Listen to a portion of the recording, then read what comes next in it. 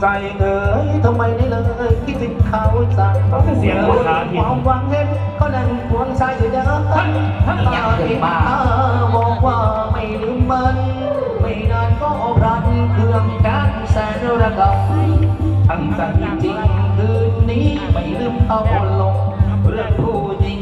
ไม่มีแต่เท่ารักนะกับวันลืมเขาเมื่อเข้าตาเมื่อกายหน้าคิดไปได้หน่อยเดียวมีทั้งเกี่ยวละหัวใจของคนไม่ซื้อคงกบลูกกิ่งแม่นลิกระดาบ้าเป็นยังงงเกิดเมื่อวันติดนะครับกับกันช่วงมาซ้ำจอยมันเงินนอนเจ้าอีพวกมันเติมโยนมาลึกบ่ได้ที่บ้านบ่อยากนอนหัวให้ความเน่เทพศักดิ์สิมาเจอกับกิษณะเทพดาวเอาแล้วครับพญาขุนดันอยู่ร่องน้ำสีแดงเริ่มตะแคงซับมาไม่ทำมาเริ่มพญาขุนดันร่องน้ำสีแดงเริ่มตะแคงซับเจออีงามลอยฟ้าเรือดีจากเจ้าโสธรพยายามขยับขยี้พยายามบีบพยายามจี้กันมาใส่กันมาแล้วจ้าเขายังไงวันผ่านมาขึ้นสนามแล้วไอ้พญาขุนดันทางลงน้ำสีแดงมาเจอกับอีงามลอยฟ้าทางลงน้ำสีน้ำเงินใส่กันมาแบบเต็มใส่กันมาแบบจะใส่กันมาแล้วครับท่านผู้ชมเอาเลยเป็นน้องระหว่างคู่นี้ใครจะอยู่ใครจะไปใครจะบุกใครจะทำไม่ว่ากันแล้วขุนดันนั้นอยู่ลูกน้ำแดงอย่างร้อยฟ้าลูกน้ำเงินโอ้โหตั้งแต่ออกมาครับฝั่งตนทวารหลีกซ้ายหลีกขวาตอนนี้ว่ายังไงขุนดันก็ไม่ยอมอีงามก็ไม่ยอมอีหางร้อยฟ้าก็ไม่ยอมขุนดันก็ไม่ยอมขู่ขี่สูสีใส่กันมาแบบพายปุ๊บเป็นไข่ได้เปรียบหัวปากทั้งแต่เหมือนแบบขู่ขี่แบบพี่แบบน้องว่ายังไงใกล้เข้าพุทธสุดท้ายแล้วขุนดันจะว่ายังไงล่ะท่านผู้ชมเอาละครับท่านผู้ชมแม่พญาขุนดันก็ดันสมชื่อพยายามเบียดดีขุนดันพยายามเบียดดีอีงางลอยฟ้าเบียดจี้ใช้มีดจี้ปืนจี้ระเบิดจี้ก็ไม่อยู่แล้วจ้าสุดท้ายก็ร่วงเอาเส้นชัยหัวหน้าที่มันกินง่ายนี่ไหมไผกะว่าเป็นตัวตะพวดซื้อไหมผู้ภาคกะว่าใต้หรอกับต่อไปเป็นการประกาศผลการตัดสินเรือเล็กทั่วไปไม่เกิน10 ฝีพายสำหรับเที่ยวนี้คู่นี้เป็นคู่ที่50ก่อนนะครับระหว่างเรืออีหง่างลอยฟ้านะครับอยู่ร่องน้ำสีแดง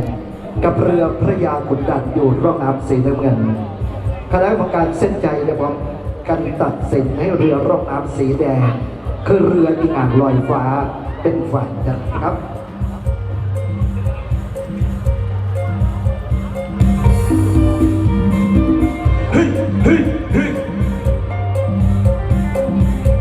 พี่น้องเอ้ย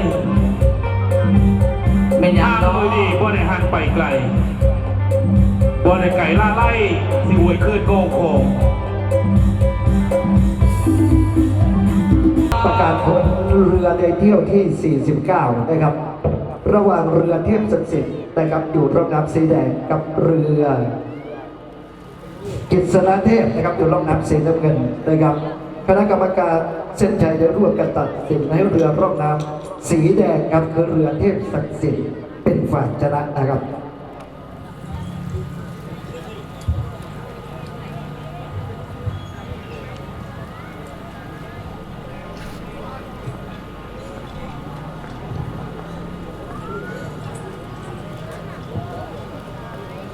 ครับก็ขอบคุณเสียเลี้ยงครับพุทธิชัยนะครับกับทีมงานเอาแล้วครับมาแล้วเว้ยพี่น้องเอ้ยทีวันนี้มาดูสิว่าอีกร้อยฟ้าต้องเจอกับพญาขุนดันออกมาแล้วจ้าเอาแล้วครับท่านผู้ชมออกมาเลยพญาขุนดันทางลงน้ำสีน้ำเงินอีหง่างลอยฟ้าเปลี่ยนมาอยู่ทางลงน้ำสีแล้วใส่กันมาเต็มใส่กันมาแบบจะเจ้าได้ไหมพญาเป็นผู้ใหญ่บ้านพญาเป็นกำนันพญาเป็นอะไรก็เป็นแพร่ใส่มาแล้วครับท่านผู้ชมเอาละพี่น้องว่ายังไงอีงางลอยฟ้าจะไปเที่ยวที่3หรือเปล่าว่ายังไงขุนดันจะนำชัยได้ไหมจะเปลี่ยนลูกน้ำสับเป็นสับไปสับมาว่าไงอีงางกับพญาลูกน้ำแดงขุนดันกับพญาลูกน้ำเงินคู่นี้ว่ายังไงก็ตอนเป็นกันไทยอีงางก็มากับไปเที่ยวที่3แน่นอนเรือหาปลากรุณาลีก็มาด้วยกับเรือหาปลากรุณาลีไปก่อนก็ปลาก็ลงตื่นกับพี่น้องขุนดันกับพญาลูกน้ำเงินแล้วว่ายังไงอีงางลอยฟ้ากับพญาลูกน้ำแดงท่านผู้ชมเอาละครับไม่ธรรมดาแล้วท่านผู้ชมว่ายังไงอีฝั่งงางลอยฟ้าไม่ธรรมดาจะงางไปถึงไหนพยายามเบียดขึ้นมาอีงางลอยฟ้าพยายามเบียดขึ้นมาพยายามขุนดันขยับตีพยายามขุนดันขยับนี่อีงางขยับตี ไปไหวหรือไม่ไหวเอาจะรอดตลอดปลอดภัยหรือไม่แน่ใจเอาละครับดูสิพันตอนนี้ไปจะไปแล้วจะขาดท้ายหรือไม่จะขาดท้ายหรือไม่สุดท้ายก็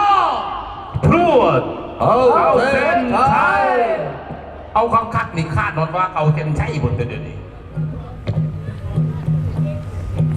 ขอบคุณทีมงานท่านวุฒิชัยกล้าขยันครับทีมงานของหอมดีท่านศรีวิชัยด้วยนะครับขอบคุณอย่างสูงครับที่มาดูแลพวกเราวันนี้นะครับทีมงานสมุนไพรหอมดีครับซอฟหอมดีแล้วก็หอมดีดั้งเดิมนะครับเทียนหลงสมุนไพรเพื่อชีวิตครับ